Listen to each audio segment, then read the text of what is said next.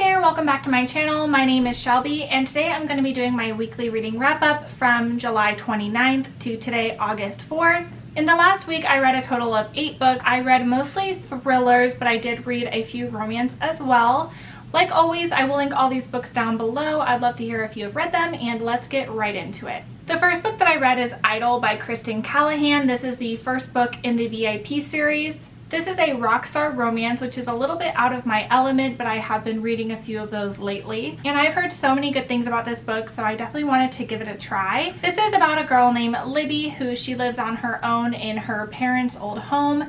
And one day a drunk person basically crashes their motorcycle in her front lawn. And even though this person is drunk on her lawn, she cannot help but take care of him and give him a shower and a place to sleep and something to eat because that's just in her nature.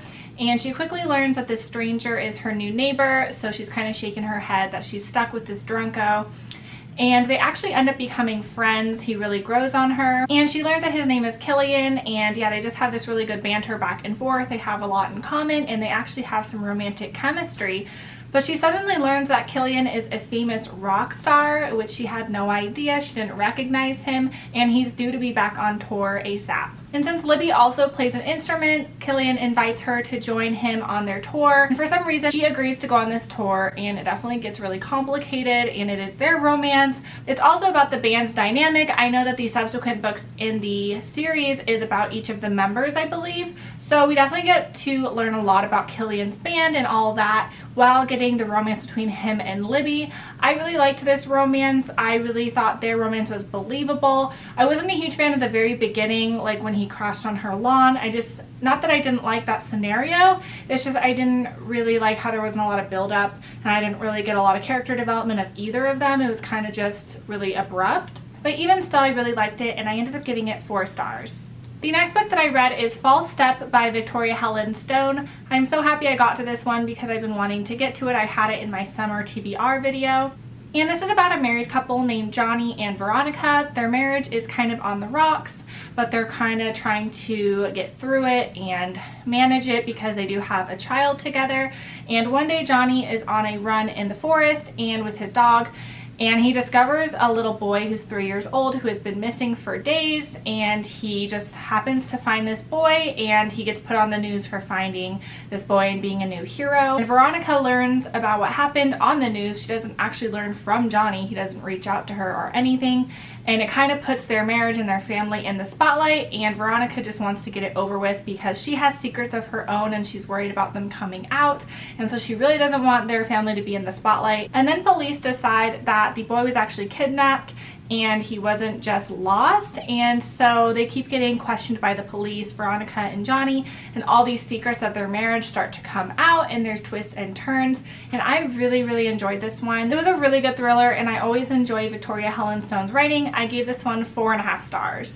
The next book that I read is The Guy on the Right by Kate Stewart, and this one just came out the end of July, so it's a brand new release, and this is a new adult college rom-com, and I really enjoyed this one as well. I had seen it on Goodreads, and a lot of my friends had rated it positively. And this is about a guy named Theo who is in college, and he is definitely the underdog. He kind of has been trampled on by women, and his roommate is a super player, and he's always making breakfast for his roommates' conquests in the morning because he feels guilty for them. He has 3 older sisters, so he definitely has compassion for women, and he goes to a college frat party, and his roommate kind of convinces him to lose his virginity to this girl at the party, and clearly it doesn't go well, so he just tries to get out of the situation. And while he's kind of cooling off in the yard, he runs into a girl who is on the phone, and he overhears her conversation, and she's breaking up with her boyfriend, and they kind of have this meet cute sort of thing, and he learns that her name is Lainey. And Theo and Lainey become really good friends, and they have a lot of fun together. They create this Instagram account together, and their relationship is just a lot of fun, but clearly feelings start to blossom, but they both have some baggage. Lainey is kind of done with dating, and Theo has a lot of trust issues in regard to women because of an ex-girlfriend. And so they both have some things going on, but there is a romance there and a lot of comedy and even some heavier subjects as well. I thought this one was so adorable. I ended up giving it 4.5 stars. The next book that I read is Beautiful Bad by Annie Ward. I checked this out from my library, so I no longer have a copy of it. But this one is a rather new mystery thriller. I didn't really know much about it, but I saw it on my new shelf at my library, so I decided to pick it up. And this is about two friends back in the early 2000s who are working together in Eastern Europe, and they meet this group of British guys that they tout the British bodyguards. I think they're all in the military, and there's a certain one that Maddie takes a liking to named Ian, but Joanna believes that Ian is a lot of trouble, and so this caused a lot of contention in their relationship, and we know that they are no longer friends now, and it's been a couple decades later. So we're jumping back and forth between Eastern Europe as well as currently in Kansas, I think, in like current times, so a couple decades later. And now Maddie is married to Ian and she's no longer friends with Joanna. And we start out the story with her calling 911 and their child crying in the background. Basically, someone's trying to kill her. And you think that it's definitely her husband trying to kill her or an intruder. You're just not really sure. And so you're following these two timelines, trying to figure out what happened. And the days leading up to the incident at the home where she calls 911, she's seeing a therapist. And so we're just hopping back and forth between these two timelines and kind of putting all the pieces together. I really didn't like the past timeline in Eastern Europe. I just found it to be kind of boring and not really relevant. I mostly enjoyed her seeing her therapist. So Maddie saw a therapist and kind of working out what happened to her during an accident on a family camping trip and about her relationship and things like that. And you're kind of wondering, is she a reliable narrator? And for some reason, this one just did not work for me. I found it to be really boring and the twist was not that shocking. It just didn't really work for me, so I ended up giving it 2.5 stars. The next book that I read is Date Night by Samantha Hayes. This is an ARC I got off of NetGalley, and I believe it comes out sometime in August, like August 20th or something. And I've read one other book by this author called The Reunion, and I think I gave that one 3 stars. I thought it was just okay. So I went into this one hesitantly, but I definitely wanted to give this author another chance. And I'm really glad that I did because I liked this one a lot. And this story starts with a woman named Libby who she's being arrested, and she's never been arrested before, and she's being charged with murder. And so we basically hop back and forth in 2 different timelines of her being arrested and what happens with that, and the days or weeks leading up to that arrest and what kind of got her in the situation. So it's before and now. And in the before timeline, we're following Libby, who is married to a guy named Sean, and they have a child together. And one day she's taking her child out to school, and in her windshield she has a note saying that her husband is cheating on her. And so when she approaches her husband, of course he denies it, and they try to go on a date night to kind of smooth things over in their marriage.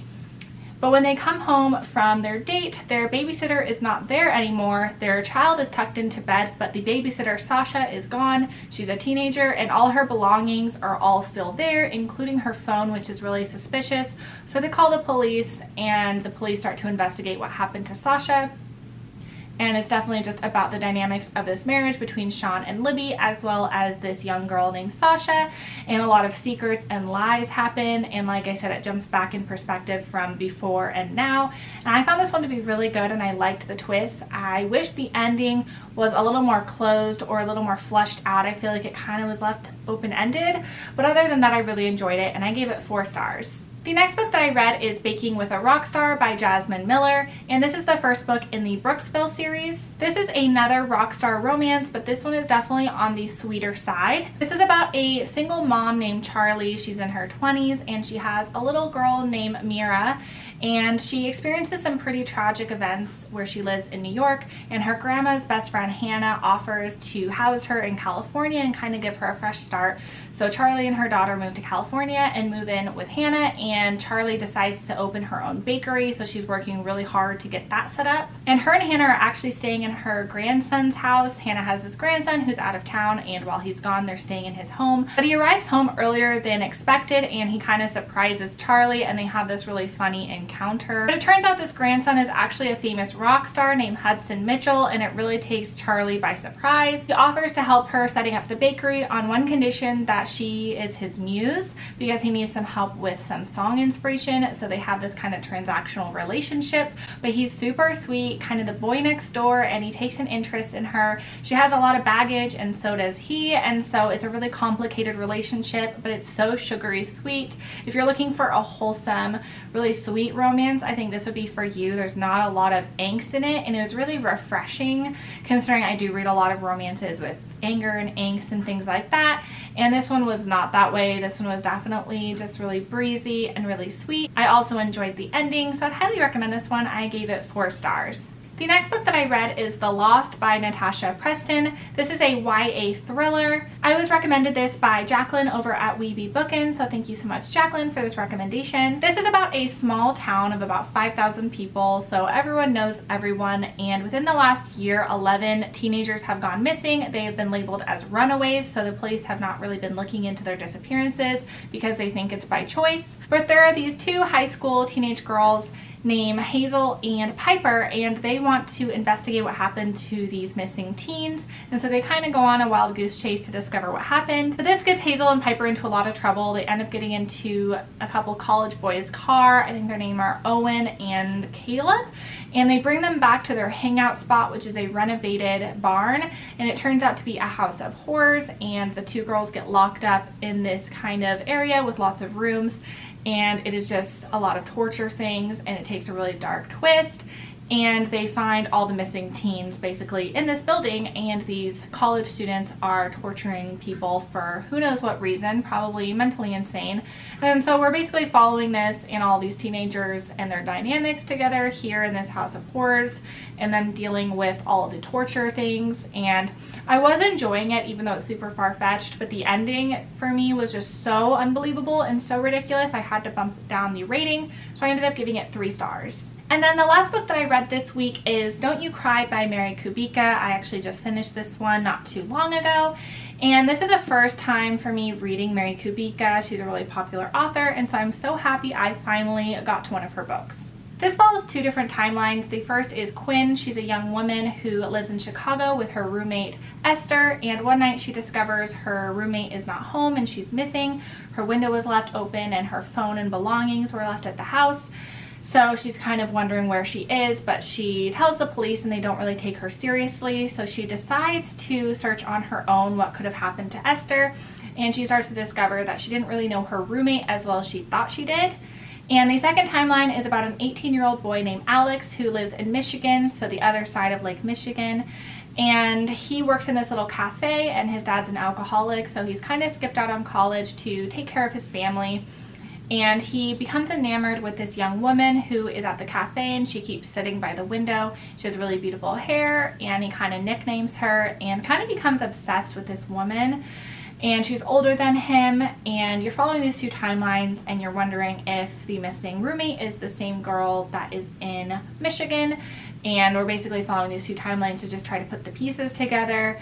And it was slow for a lot of the book.